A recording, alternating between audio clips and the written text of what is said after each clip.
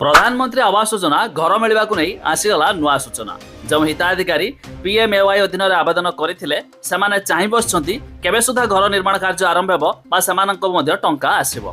यह पीएम आवास हिताधिकारी आसीगला एक नुआ सूचना। वीडियो रे जानिबा ता पूर्व वीडियो गुड़ा लाइक करेंगे, सब्सक्राइब करना एवं सब्सक्राइब कर पाखरे बेल आइकन को दबाई दिंतु। प्रधानमंत्री आवास योजना रे आपण जानिछंती ग्रामीण क्षेत्र में 1,20,000 टंका बंटन करथांती सरकार। सेहीपरि सहरांचल क्षेत्र में 1,40,000 टंका मिलता है। ता छड़ा आपण जानिथिबे एबे रिसेंटली प्रधानमंत्री आवास योजना अधीन एक ड्राफ्ट लिस्ट जारी होइथिला। तबे जो मानकर नाम थिला सेमानकर किछि लोक हिताधिकारी नाम कटिबार थिला, अर्थात यह फाइनल लिस्ट नथिला। तबे जदि आपण भी यार लिस्ट देखिया पाई चाहुतबे वेबसाइट लिंक आमे डिस्क्रिप्शन देइछु, आपण माने जाई मध्य चेक करि पारिबे। तबे लिस्ट रे जमानकर नाम थिला सेमानकर जो माने अयोग्य हिताधिकारी नाम कटि फाइनल लिस्ट मध्ये आसीबार अछि, जा फळे जो मानकर नाम थिबो सेमानको मध्ये टंका आसीबो आ नूतन घर निर्माण कार्य आरंभ करि पारिबे।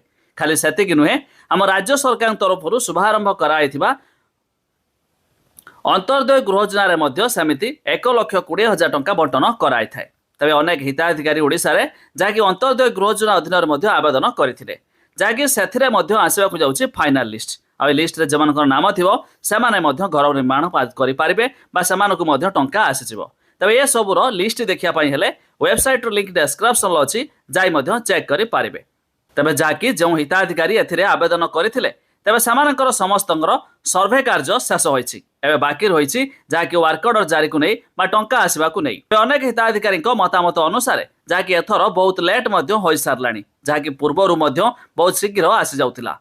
तबे खूब शीघ्र मध्ये टंका आसीबा नै सरकार पक्षरु सूचना जारी होइछि।